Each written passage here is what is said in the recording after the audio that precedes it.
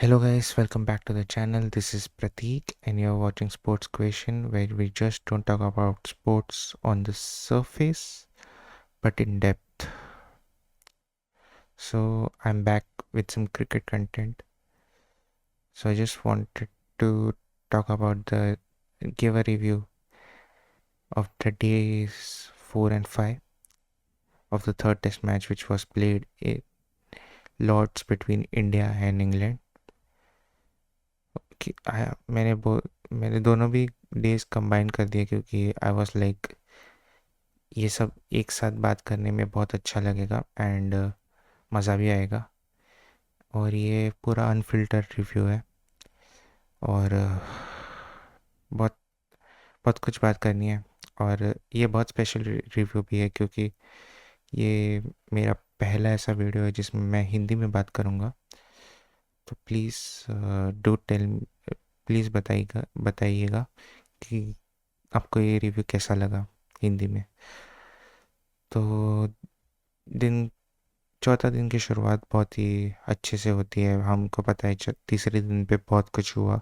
वो एक ओवर में ही जैक क्रॉली, बेन डकेट और Indian fielders including the captain of Indian team that is Shubman Gill, उनकी तू मैं हुई, लड़ाई भी हुई, थोड़ी सी झगड़ा भी हुआ और काफ़ी गर्मी भी हुई, गर्मा गर्मी भी हुई। और हाँ, वो एक अच्छा साइन था बहुत सारे दर्शकों के लिए और मेरे दोस्तों के लिए भी जिनसे मैं बात करता हूँ रेगुलरली अबाउट क्रिकेट। और उन्होंने भी बोला कि इंग्लैंड की गलती थी, दे वर वेस्टिंग टाइम एंड ऑल। और या it was fair enough but हाँ, बहुत सारे ऐसे पॉइंट्स रहते हैं जो कभी कभी बहुत ही ज़्यादा फ्रस्ट्रेट करते हैं ओपोनेंट्स को, जैसे कि इंडिया को किया इंग्लैंड ने।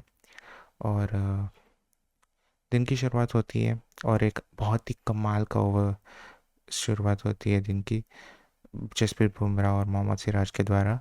मुझे लगा था कि दूसरा दूसरे एंड से शायद आकाशदीप बॉलिंग कर सकता था, लेकिन शुभमन गिल ने देखा कि सिराज बहुत ही फायर्ड अप हो गया है वो इंटरेक्शन से। और जब सिराज बहुत ही फायर्ड अप रहता है तब हमको पता है कि वो कितना अच्छा बॉलिंग करता है। ही बोल उनकी बॉलिंग में और धार आ जाती है और ज़्यादा एग्रेसिव बॉलिंग करने लगते हैं वो। और इस वजह से एक साइड से जसप्रीत बुमराह ऑब्वियसली और दूसरे साइड से शुभ मोहम्मद सिराज, ऐसा शुभमन गिल ने लगाया था। और तीसरे ही ओवर में बहुत कुछ हुआ। पहले तो डकेट पहले तो रन्स नहीं आ रहे थे, रन का फ्लो ज़रा कम, धीरे ही था स्टार्टिंग में। बट डकेट ने एक रैम शॉट मारा था in the point backward point region and 4 run भी मिले थे बिहाइंड द कीपर। और इसको देख के सिराज और पूरी सीरीज में हमने ये देखा है कि डकेट और सिराज के बीच में तू मैं हो ही रही है। और ऐसे करते करते सिराज ने डकेट का विकेट ले लिया, वो मारने गए और शॉर्ट आर्म जैब लगा और डायरेक्टली जसप्रीत बुमराह के हाथों में गई गेंद। सिराज बहुत ही फायर्ड अप हो गए, लेकिन डकेट उनके पास आए और उसमें भी और फिर सिराज ने कम ऑन ऐसा कुछ बोला। अंपायर भी बीच में आ गए, डकेट जा रहे थे। बट ये सब डकेट ने स्टार्ट किया है फिर। एंड ये थर्ड डे के एग्रेशन का ही सब नतीजा था। और इंडियन टीम बहुत एग्रेसिव लग रही थी, इंडियन टीम फायर्ड अप थी कि हमें कुछ प्रूव करना है and वो दिख रहा था उनके गेम में। इसके बाद जैक क्रॉली को बहुत तकलीफ हो रही थी, लाइक बॉल ऐसे ऊंची आ रही थी, बीच में अनइवन बाउंस भी था। और जब जसप्रीत बुमराह बहुत ही अच्छी लाइन और लेंथ से बॉलिंग कर रहे थे। बट इट इज़ मतलब बहुत कम बार होता है कि जसप्रीत बुमराह को कोई बॉलर आउटशाइन कर दे। और ये वो दिन था जब Siraj was bowling much more lethal lengths than Jasprit Bumrah. Jasprit Bumrah बहुत ही खतरनाक बॉलिंग कर रहे थे मोहम्मद सिराज। और इसका फ़ायदा उनको आगे वापस मिला। उनका बहुत ही लंबा स्पेल रहा जिसमें बुमराह भी बहुत अच्छे लाइन और लेंथ से कर रहे थे, लेकिन उनको सफलता मिल नहीं रही थी। उनका उनको उनके साथ लक नहीं था मैं, और कैरी भी नहीं हो रही थी, थोड़ा एज भी लग रहा था, नहीं तो बहुत ही ज़ोर से स्लैश कर रहे थे, तो थर्ड मैन पे भी जा रही थी। और एक इंटरेस्टिंग फील्ड चेंज हुई। शुभमन गिल ने गली को थोड़ा वाइड रखा और से दो गलीज रखी और स्लिप्स को थोड़ा वाइड रख दिया, विच वॉज जो काफ़ी रोमांचक था। और उस एरिया में ज़्यादा बॉल जा रहे थे, तो फिर अच्छे से एक कवरिंग भी हो गई। और ऐसे करते करते एक ऐसी अच्छी डिलीवरी डाल दी सिराज भाई ने, और पोप उसको समझ नहीं पाए। उन्होंने खेलने का ट्राई किया, लेकिन वो सीधा पैड पे लग गया। और सारे सारे अपील कर रहे थे, लेकिन अंपायर्स अगेन, मैंने जैसे पिछले वीडियोस में बोला, अंपायरिंग बहुत ही ख़राब रही है। और ये एक और एक नमूना था कि कैसे अंपायरिंग रही है पूरे मैचेस में। इंडिया के फेवर में बहुत कम ऐसे डिसीजन गए हैं, और इंग्लैंड के फेवर में बहुत सारे ऐसे डिसीजन गए जो बहुत ही सवाल पूछने वाले डिसीजंस थे, क्योंकि हाफ अपील से भी उनको थोड़ा सा एडवांटेज मिल रहा था। और इंडिया इतने अपील करने के बावजूद उनको सब अंपायर की उंगली खड़ी हो नहीं रही थी, दोनों साइड से, सिर्फ एक साइड से नहीं। बट या ये बहुत ही शर्मनाक बोल सकते हैं, या फिर रियली पथेटिक एज वी से, कि बहुत ही बुरी अंपायरिंग हुई है इस, लाइक इतना अच्छा टेस्ट मैच जा रहा था, और कुछ ऐसे डिसीजन थे जिसकी वजह से पूरा टेस्ट मैच पलट के रख दिया। एंड ऐसा नहीं, ऐसे मैं बोल ही नहीं रहा हूँ, मैं उनकी इंटीग्रिटी या फिर उनके चरित्र पे बिल्कुल सवाल नहीं उठा रहा हूँ। ऑब्वियसली दे आर जस्ट, वो अपना काम कर रहे हैं, but we have to point out that ऐसी इर इरेगुलरिटीज़, या फिर जैसे हिंदी में बोलते हैं कि बहुत सारी अ, जैसे लूप होल्स रहते हैं, वैसे नहीं होने चाहिए। बिकॉज बहुत अफेक्ट हो जाता है, फिर बहुत कुछ हो जाता है, एंड देन क्रिकेट आखिर में हार जाता है। इट्स नॉट, और ये सिर्फ एक टीम के बारे में नहीं है, अगर इंग्लैंड के साइड से भी डिसीजन ठीक से नहीं दे रहे, तो it's kind of failure for the umpires, और अंपायर का जो बोर्ड रहता है, एक कमेटी रहती है, उनके लिए भी। सो सिराज ने अपील की, और इससे पहले भी एक अपील की थी सिराज ने, बट वो नॉट आउट था और इंडिया ने रिव्यू गवा दिया था। और इस पर्टिकुलर डिलीवरी पे भी बहुत ऐसा बाउंस लग रहा था, लेकिन सिराज ने कन्विंस किया, एंड और शुभमन गिल ने रिव्यू ले लिया, और वो प्लम था। It was great review. और सिराज बहुत ही फायर्ड अप थे, बहुत ही सब ने उनकी तारीफ़ की। ऐसे करते करते पहला घंटा का समाप्त हो गया। फिर फर्स्ट चेंज के रूप में इंटरेस्टिंगली आकाशदीप नहीं, इनके आ रहे हैं वो बुमराह के एंड से। और ये सबको चौंकाने वाला एक निर्णय था, क्योंकि अभी रूट भी आ चुके थे और बुमराह को तभी शुभमन गिल ने निकाला था। सो सब सोच रहे थे कि ये क्यों किया, बट ये काम कर गया। इनके ने एज लिया, और गली में फॉर द फर्स्ट पहली बार इस पूरी सीरीज में यशस्वी जायसवाल ने एक कैच पकड़ा, और सब इतने खुश थे उसके लिए कि यार इसने कैच पकड़ लिया। और मुझे भी इतनी खुशी हुई कि अरे वाह, इसने कैच पकड़ लिया आखिरकार। एनकेआर भी फायर्ड अप था, और क्रॉली का विकेट था, तो सब बहुत ही ऐसे एग्रेसिव थे कि यार तू जा तू जा तू जा। और बहुत ही ऐसा मज़ा आया उस एक पीरियड में। फिर हैरी ब्रूक आया, और हैरी ब्रूक पहली ही बॉल से ज़रा एग्रेसिव नेचर में लग रहा था कि मुझे इन बॉलर्स को आड़े हाथ लेना है।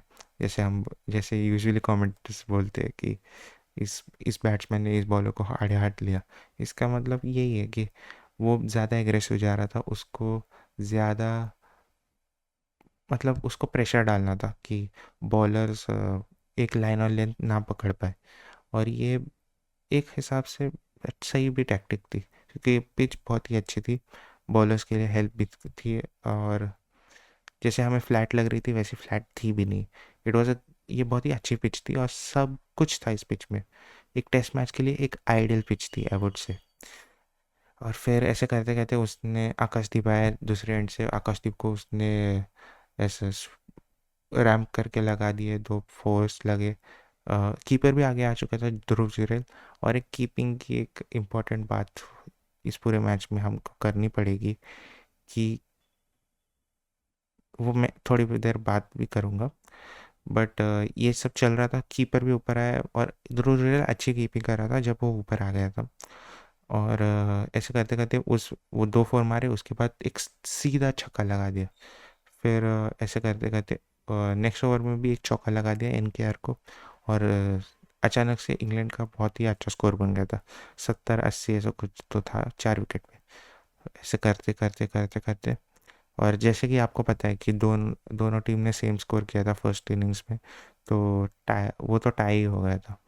पर उसके बाद ये हुआ और ये बहुत ही इंटरेस्टिंग बात थी कि एक साइड से ऐसा चल रहा था और आकाशदीप उस हैरी ब्रूक वापस आया आकाशदीप के सामने, और वो वापस वैसे ही मारने गया, मिस किया और सीधा डंडे पे बोल्ड। आकाशदीप इतना एग्रेसिव हुआ, यस उसने ये पंच किया। 4 विकेट गिर चुके थे।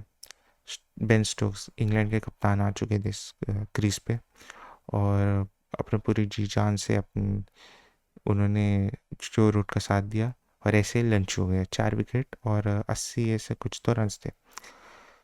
इसके बाद जो पोस्ट लंच सेशन होता है, सेकंड सेशन चौथे दिन का, उसमें स्टार्टिंग में बहुत फ्रस्ट्रेट किया, बहुत तंग किया जो रूट और बेन स्टोक्स ने।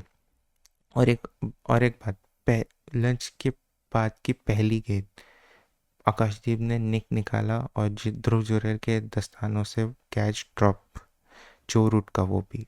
जो रूट लॉर्ड्स पे बहुत अच्छा बैटिंग कर रहा है, पहली इनिंग में भी उन्होंने शतक बनाया था। ऐसे करते करते कर और ये बट बाद में पता चला कि वो नो बॉल थी, तो अगर कैच भी पकड़ लेते तब भी कुछ नहीं होता। बट ऐसा करते करते करते उन्होंने एक अच्छी पार्टनरशिप बनाई। 70 70 ऑड रन की कुछ तो पार्टनरशिप हो गई उनके बीच में। और फिर कप्तान गिल ने बॉल दी अपने स्पिनर्स को, जडेजा और सुंदर। जडेजा एक रफ बन चुका था थोड़ा सा, उधर बॉल ट्रैक कर रहे हैं, बॉलिंग करने की बट वो कुछ काम नहीं आ रहा था। और सुंदर को बॉलिंग दी, सुंदर ने अति सुंदर बॉलिंग की, जैसे कि हमारे हिंदी कमेंटेटर्स ज़्यादातर बात करते हैं कि इसने बहुत ही अति सुंदर बॉलिंग की है। और हमारे पूर्व के खिलाड़ी भी ऐसे हिंदी में सुविचार करते हैं जब अपने विचार प्रकट कर रहे हो। ज़्यादा हिंदी होगी बट या बट ऐसे करते करते करते सुंदर ने बहुत अच्छी बॉल डाली, रूट स्वीप करने गया और क्लीन बॉल डंडे पे लगी। इतना खुशी, सब खुशी हुए। और क्या बात है। और अगली ही बॉल अगले आए जेमी स्मिथ, जो कि बहुत अच्छे फॉर्म में चल रहे हैं और उनकी एवरेज हमारे यहाँ इस सीरीज में बहुत ऊपर ही है। ऐसा लग रहा है कि 100 की एवरेज से बैटिंग कर रहे हैं। फिर वो आए और फिर वो ओवर ख़त्म हो गया। फिर सुंदर नेक्स्ट ओवर करने को आए, जेमी स्मिथ भी क्लीन बोल्ड। अरे वाह, बहुत अच्छे हो गए। फिर इसके बाद इंग्लैंड के 6 विकेट चले गए थे। स्टोक्स तब भी टिके हुए थे। स्टोक्स और वोक्स ने कैसे तो पारी को लड़खड़ाने से संभाला और तीसरे सेशन तक ले गए। और टी तक ऐसा कुछ तो 130 140 ऐसा स्कोर, 160 स्कोर था कुछ तो ऐसा। और इंग्लैंड के 6 विकेट गए थे। और उसके बाद स्टोक्स और वोक्स ने थोड़े स्टोक्स ने अपने सारा शॉट्स खेलने का ट्राई किया, और बट वो वैसे करते करते वॉशिंगटन सुंदर ने अपना तीसरा शिकार लिया, जो कि थे बेन स्टोक्स। और उस साइड से जसप्रीत बुमराह को बॉलिंग दी गई। वोक्स ने भी एक दो शॉट लगाए और फिर जसप्रीत बुमराह ने बहुत अच्छी बॉल डाली, ब्रेंडन कास को डायरेक्ट यॉर्कर, पूरा पूरा खोल दिया यॉर्क करके, पूरे स्टम्प्स उड़ गए। फिर क्रिस वोक्स को भी सेम बॉल डाल दी और उनको भी आउट कर दिया। अभी ऐसा लग रहा था कि शायद शोएब बशीर ना आए बैटिंग को, क्योंकि ऐसी बात चल रही थी कि अगर बैटिंग को आना ही पड़े तो ही आएंगे वो।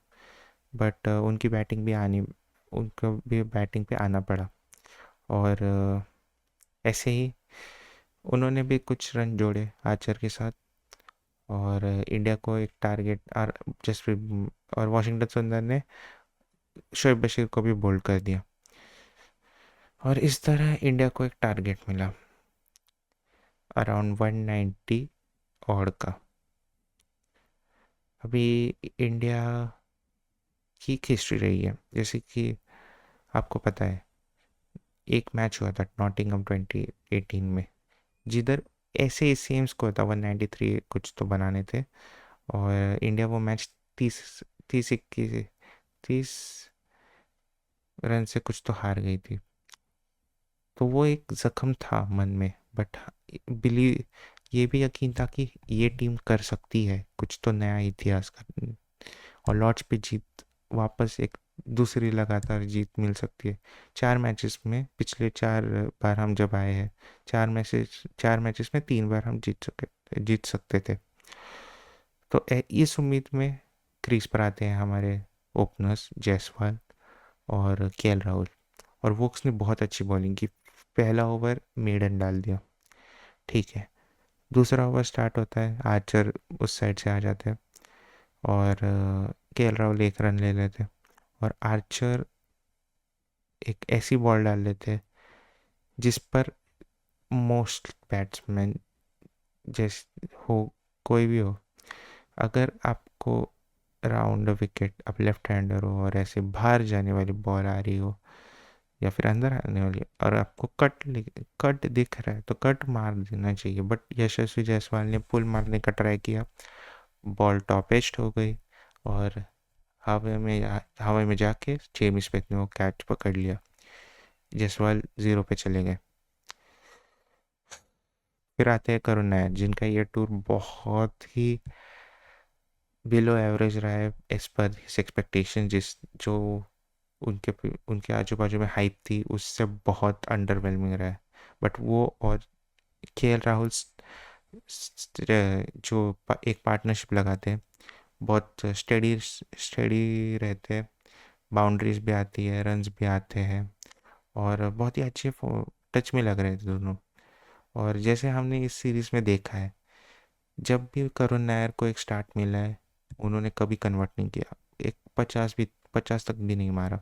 जबकि बाकी बैट्समैन बहुत अच्छे बैटिंग कर रहे हैं और बहुत ही अच्छी उनको एक स्टार्ट मिली है, बेस मिला है, तो उसको कैपिटलाइज कर रहे हैं। बट अनफॉर्चुनेटली करुण नायर ये कर नहीं पा रहे, और ब्रेंडन कार्स आए बॉलिंग करने को, उनका फर्स्ट स्पेल, और वो बॉलिंग करने को आए, और ऑफ साइड और एक बॉल आई जिस पे मारने की कोई ज़रूरत नहीं थी, बट तब भी कवर ड्राइव मारने का ट्राई किया करुण नायर ने, और वो बॉल मिस हो गई।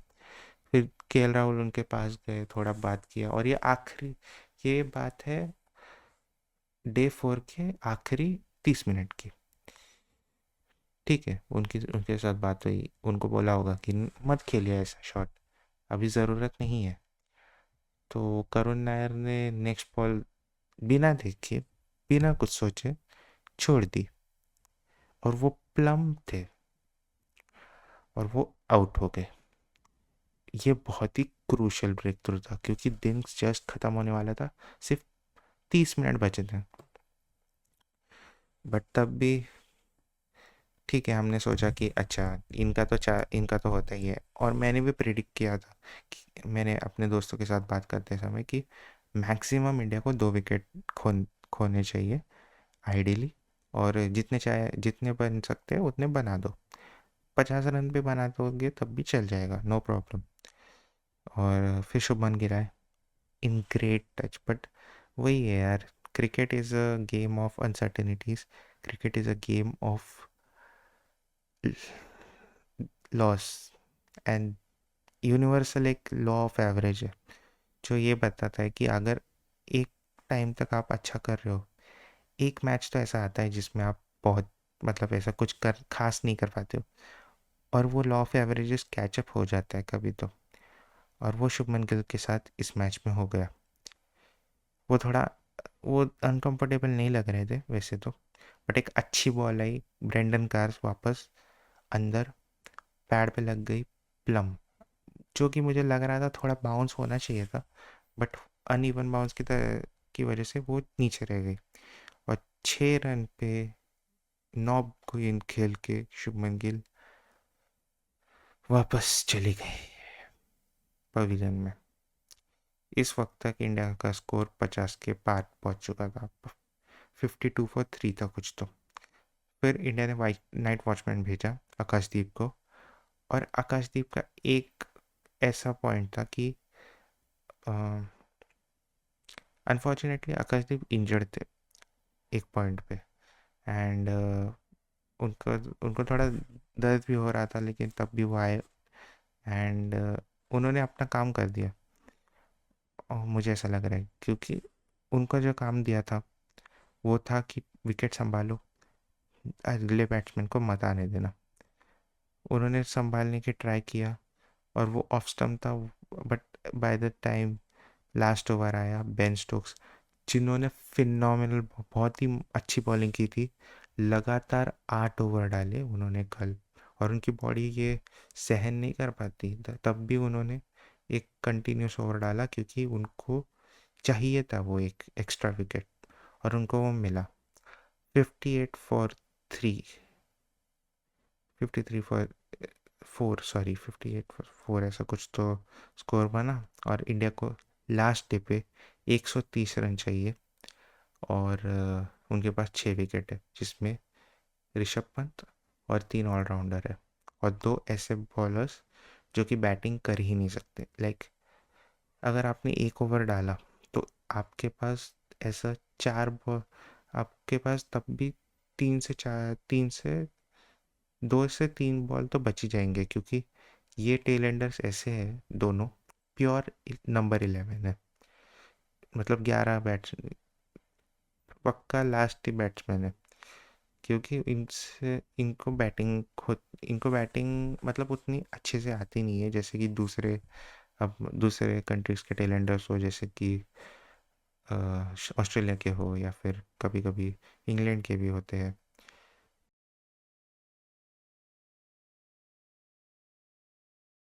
तो ये एक मुश्किल इंडिया फेस कर रही है इस सीरीज में, क्योंकि हमने अगर लास्ट 3 की बैटिंग के एवरेज निकाले तब भी वो 3-4 ही रहेगा कुछ तो। और यही मुश्किल है, 4 बैट्समैन बचे हैं, और 2 तो ऐसे ही विकेट है। तो तब भी इंग्लिश पंडित्स और मोस्टली जो पंडित्स थे वो सब बात बोल रहे थे कि India is the favourite, India is the favourite, but Indian fans को पता था कि India is not the favourite, और ये सब चालू ही था। अनदर पॉइंट जो मैं बात करना रह गया था पहले, is that Dhruv Jurel, he is वो रेगुलर विकेट कीपर नहीं है फर्स्ट ऑफ ऑल, और उनका भी पहला दौर है, बट उन्होंने बहुत सारे ऐसे डाउन द लेग साइड 22 जो ऐसे करते हैं ना, मतलब ऐसा करते हैं कुछ तो, ध्रुव जुरैल ने बहुत सारे ऐसे 22 दे दिए, जिस अराउंड 20 से 30 तक ऐसा कुछ तो 22 दे दिए। और ये एक विकेट कीपर के लिए बहुत ही शर्मनाक बात है, क्योंकि इतने रन्स देना is not a good thing. और मुझे लगता है शुभमन गिल को भी थोड़ा सा एक फील्डर पीछे लगा देना चाहिए था, मतलब एटलीस्ट 4 रन तो ना जाए, ऐसे ही 20-30 रन देना is not good for us. और ये ऐसे ही दिन डे 4 एंड हुआ, 2 बॉल बची थी स्टोक्स की, और ऐसे करते करते बहुत सा उत्साह था, बहुत सा डर भी था, बहुत सा गुस्सा भी था करुण नायर पे, स्पेशली इंडियन फैंस का, क्योंकि वो डिलीवर कर ही नहीं रहे। उन्होंने जब से वो ट्वीट डाला है, cricket give me another chance, अच्छा ट्वीट था, और उन्होंने कमबैक भी किया, अच्छा किया, बट वो जस्टिफाई कर ही नहीं रहे, और वो अपनी कमबैक स्टोरी बना ही नहीं पा रहे। और ये बहुत ही शर्मनाक बात है, क्योंकि रणजी से पहले ही इंडियन टीम में बहुत सा कम टैलेंट अभी रह रहा है, आईपीएल से ही ज़्यादा लोग ले ले रहे हैं, वो भी परफॉर्म कर रहे हैं, ऐसी बात नहीं कि नहीं कर रहे। बट ये प्रॉब्लम है कि रणजी के जो प्लेयर है वो डोमेस्टिक लेवल पे परफॉर्म तो कर रहे हैं, लेकिन इंटरनेशनल लेवल पे उनको चांस दिया तो उनका वो परफॉर्मेंस नहीं आ रहा, और टीम मैनेजमेंट भी उतनी बैक नहीं कर रही है। बट जब भी बैक कर रही है, जैसे करुण नायर को इस टूर पे, तो उन्होंने वो परफॉर्मेंस दी ही नहीं है। और गुस्सा जायज़ है इंडियन फैंस का, सबका। मुझे उन पे गुस्सा नहीं आ रहा उतना, बट यार डिसअपॉइंटमेंट तो हो रही है। Please work on it, that's all we ask for. हमने आपसे उम्मीद लगा के रखी है, सो प्लीज़। चलो अभी वापस back to the point, day 5। और ऐसे ही करते करते करते India India pod India day 5 start करती है। एक साइड से स्ट्रोक स्टार्ट करते हैं, वो 2 बॉल कंप्लीट कर देते हैं, और दूसरे साइड से आज अभी ऋषभ पंत पेन में थे, बहुत दर्द में था, क्योंकि उन्होंने इंजेक्शन लेके ही खेल रहे हैं। और बट उनका दर्द वो दिमाग में था कि यार वो दर्द हो रहा है, हो रहा है, हो रहा है, हो रहा है वापस। और ऐसे करते करते उन्होंने एक बाहर निकल के चौका मारा आर्चर को, बट वो डिफेंड करने गए और आर्चर ने बहुत ही अच्छा बॉल डाला था। और बहुत उन्होंने भी बहुत एग्रेशन दिखाया। और दिन की शुरुआत में ये बात आई कि आईसीसी ने 15% फाइन लगा दिया है सिराज पे, because of his action and all. और या फिर उनका वो हो गया। बट आज सर पे अभी आई डोंट थिंक सो कुछ फाइन वैसा लगेगा, which is also another talking point. But Archer ने विकेट निकाल लिया। उस एंड से स्टोक्स भी अच्छी बॉलिंग कर रहे थे, और ऐसे बॉलिंग करते करते जडेजा आ गए क्रीज पे। और अच्छा एक रिदम बन चुका था दोनों स्टोक्स और आर्चर का। दोनों ने आर्चर ने कुछ तो 6-7 ओवर एक साथ डाल दिए उसमें, और स्टोक्स ने 9 ओवर एक साथ डाल दिए थे कुछ तो। स्टोक्स ने एक एलबीडब्ल्यू कॉल था केएल राहुल के सामने, उन्होंने बहुत ज़ोर से अपील की, बट अंपायर ने नॉट आउट दिया था। ऐसा लगा था कि बैट लग गया है। और बट केएल राहुल आज बहुत ही लिथर्जिक लग रहे थे, कि बहुत ही बुरे ऐसे लग रहे थे कि कोई नंबर 11 बैट्समैन हो, कंफर्टेबल लगे ही नहीं। शुभ सुबह से जितना भी बॉल खेला उन्होंने, एक कवर ड्राइव मारा, बट उसके अलावा कुछ इतना अच्छा दिखा नहीं उनसे भी। और वो अपील रिव्यू किया, और वो प्लम थे। केएल राहुल भी आउट, पंत भी आउट, सारे होप चली गई इंडियन फैंस की। फिर आते allrounders. For a change Nitish Kumar Reddy को और नीचे पुश डाउन कर दिया, और वाशिंगटन सुंदर आए बैटिंग को। उन्होंने 2-3 बॉल खेली, और चौथी बॉल को थोड़ा पुश करने गए तो एक रिटर्न कैच दे दिया। टफ था, लेकिन आर्चर ने अच्छा कैच पकड़ा, और इसके साथ वाशिंगटन भी आउट। अभी नीतीश कुमार रेड्डी आए, और इस टाइम तक इंडिया को कुछ तो 90 रन चाहिए थे जीतने के लिए, 90 से 100 रन। अभी उम्मीद कुछ भी नहीं है, एक बैटिंग पेयर बचा है, और बॉलर्स जो कि टिक नहीं पाते। तो ऐसे करते करते ऐसा लगा कि लंच तक तो निपट ही जाएगा सब। बट एक छोटी सी पार्टनरशिप होती है बिटवीन जडेजा एंड नीतीश कुमार रेड्डी, और ये पार्टनरशिप अच्छे से चल रही होती है। और इंग्लैंड वाले बहुत कुछ बोल रहे थे, ये वो पता नहीं क्या था, लेकिन जिसे लग रहा था उससे ऐसा तो लग रहा था कि कुछ अच्छा नहीं बोल रहे। आर्चर भी बहुत एग्रेसिव लग रहा था, बहुत ही कुछ ऐसे ऐसे बोल रहे थे, पता नहीं। और इंग्लैंड की जीत निश्चित थी इस इस पॉइंट तक। और इंडियन फैंस ने हार मान ली थी ऑब्वियसली।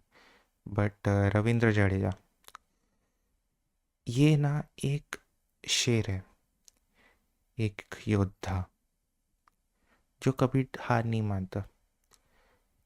और उसने आज भी प्रूव कर दिया कि the great legendary captain of India, जिन्होंने हमें हमारी सारी ट्रॉफीज एक साथ दिलाई थी under his name, mister Mahendra Singh Dhoni, उन्होंने इनको सर का टाइटल क्यों दिया था, बिकॉज ये इतने टैलेंटेड है, इतने रॉक सॉलिड है, उन्होंने इनिंग्स को संभाल के रखा।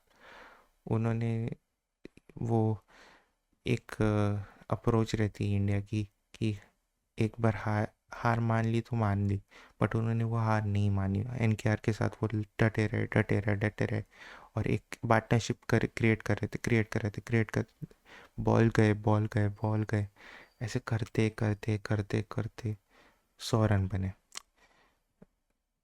100 रन बने, उसके बाद थोड़ा और थोड़ा और थोड़ा, ऐसा लग रहा था एक फाइनल पुश कर दो यार थोड़ा, बट नीतीश कुमार रेड्डी बहुत ही स्टक अप लग रहे थे कि बहुत ही स्लो पे, मतलब पूरा उन्होंने बॉल्स बहुत खेले, बट तब भी ऐसा नहीं लग रहा था कि वो उन्होंने ज़्यादा कुछ कर किया है। और ऐसे करते करते करते उन्होंने आखिरकार लंच के लास्ट ओवर में, जैसे कि इंडियन टीम की प्रथा रही है इस पूरे टूर पर, अपना विकेट भेंट में दे दिया इंग्लैंड को। और इंग्लैंड लंच तक 4 विकेट ले चुकी थी।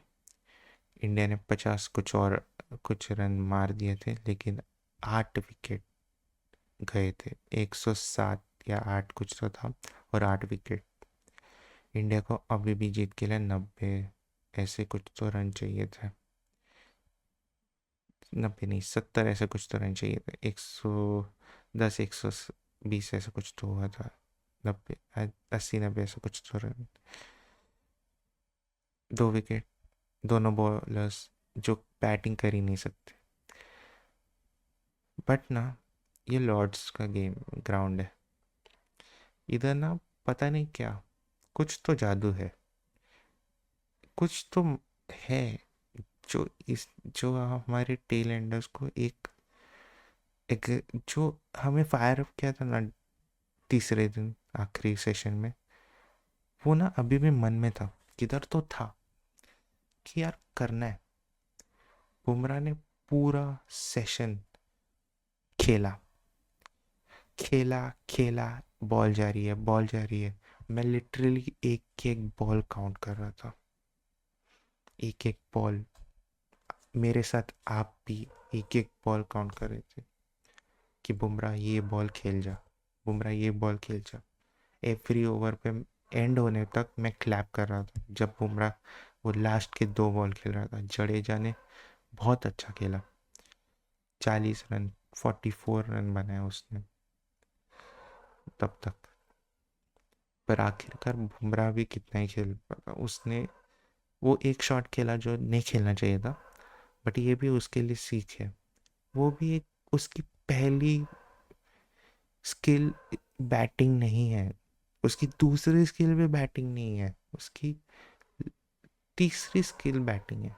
उसकी पहली स्किल बॉलिंग है, दूसरी स्किल फील्डिंग है, और तीसरी स्किल बैटिंग है। तब भी वो 10 ओवर पूरे टिकने की कोशिश कर रहा था। उसने हमारे जो धुरंधर बैट्समैन है उनसे ज़्यादा गेंद खेली, सिर्फ केएल राहुल से कम खेली, और जडेजा से तो बहुत ही कम। लेकिन जडेजा वहाँ 100 से भी ज़्यादा गेंद खेल चुका था। जब बेन स्टोक्स ने बुमराह का विकेट निकाला, तब सब में ना एक ऐसी इच्छा थी कि यार कुछ तो हो जाए। वो हेडिंगली की इनिंग्स याद आ गई, जब जैक लीच ने 17 बॉल खेल के 1 रन बनाया था, बट बेन स्टोक्स ने वो मैच जिता दिया था। जडेजा भी वो ही कारनामा कर सकता था, उसके पास कैपेबिलिटी भी है, स्किल भी है, बट उसको एक साथी चाहिए था, और बुमराह ने उसका साथ बहुत अच्छे से निभाया। अभी भी इंडिया को जीत के लिए 50 जैसे ऑलमोस्ट 50 रन चाहिए थे, और क्रीज पे आखिरी बैट्समैन मोहम्मद डीएसपी मोहम्मद सिराज आए। अभी हमें उम्मीद तो कुछ थी नहीं, हमें सिर्फ एक डेल्यूशन था कि यार जीत जाओ जीत जाओ, कैसे तो जीत जाओ। और वो ट्राई कर रहे थे। जडेजा ने स्टोक्स की एक बॉल को कट किया, 4 मिला, 4 रन मिले और उन्होंने अपनी 50 कंप्लीट की। बट उन्होंने एक बार भी सेलिब्रेट नहीं किया। ऐसे करते करते सिराज को वो मारे जा रहे थे, मारे जा रहे थे। उधर शॉर्ट लेग लगा दिया, दो दो शॉर्ट लेग लगे, शॉर्ट लेग और ये लगा दिया था। दोनों फील्डर बहुत क्लोज थे, शॉर्ट लेग तो नीचे ही बैठ गया था। सिराज तब भी डटा रहा, डीएसपी तब भी था। और ऐसे करते करते इंडिया ने पूरा सेशन खेल लिया। दूसरे सेशन भी खेल लिया 5वें दिन, और आखिर में सिर्फ 30 रन चाहिए थे।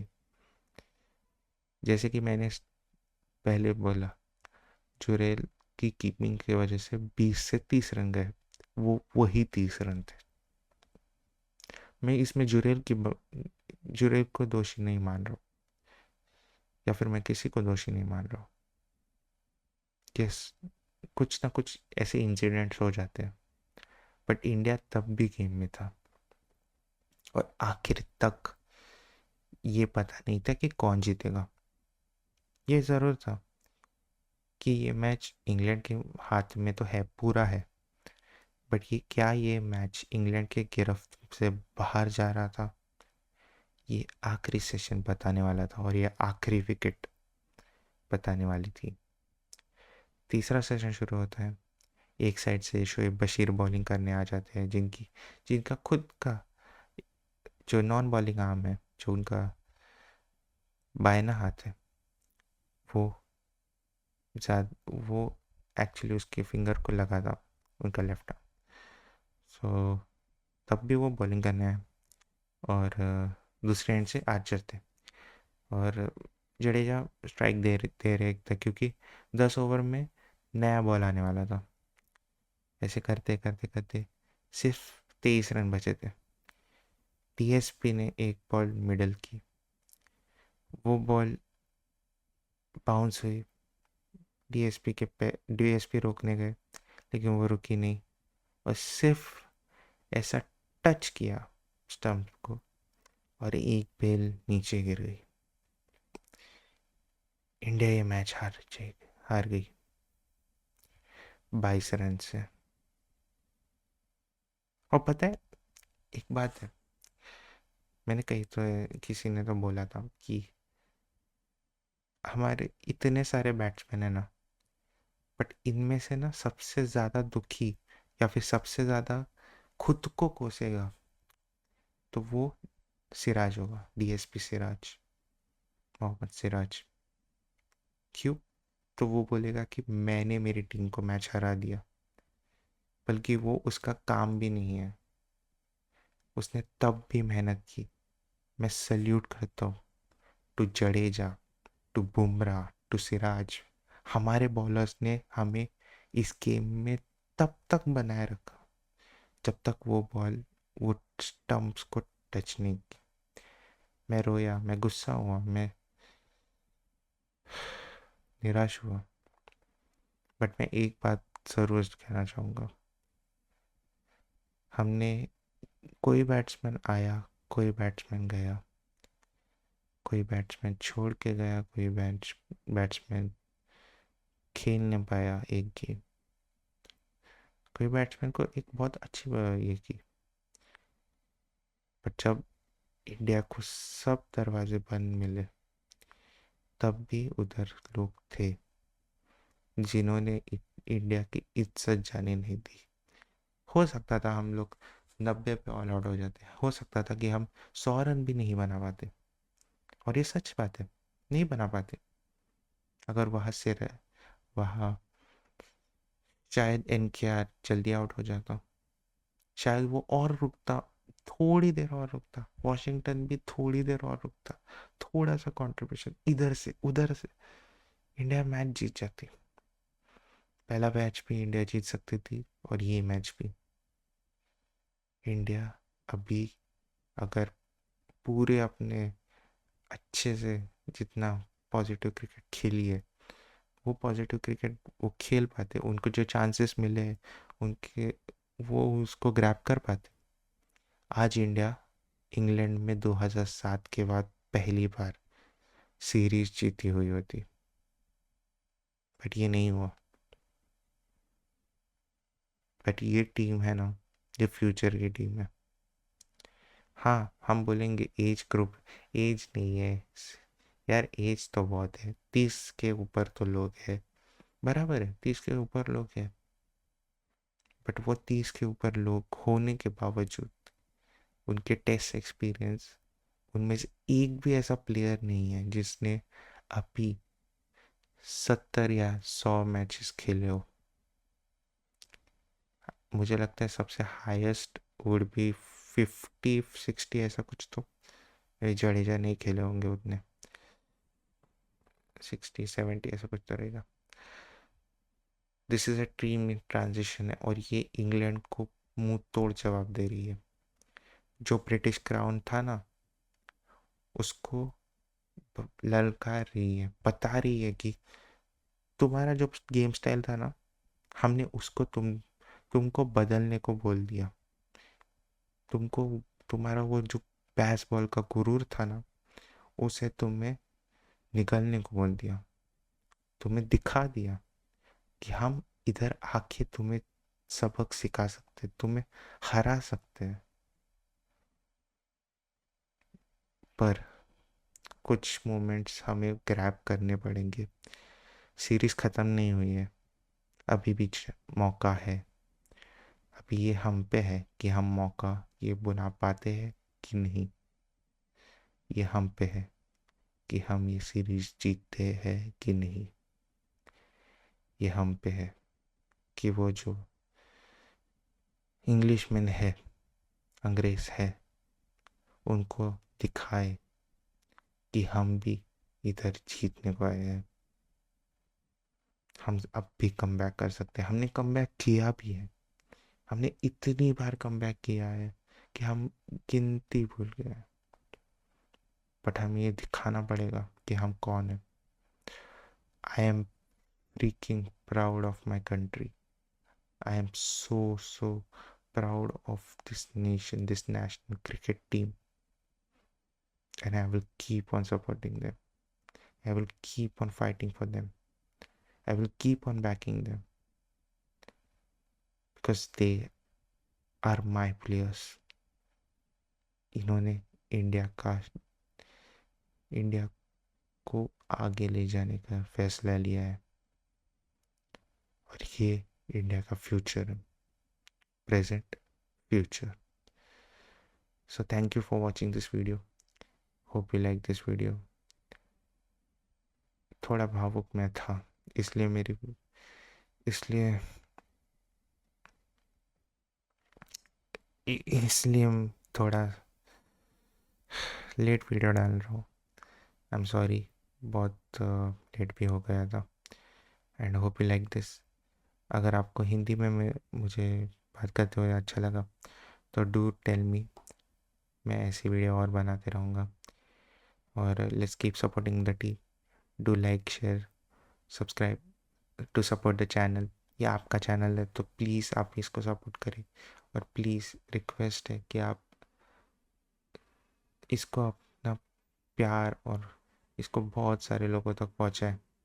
आपके लिए मैं रोज़ कंटेंट कुछ ना कुछ लेता आऊँगा। So please do support the channel and thank you for everything. Hope you have a great day. This is your host Pratik signing out.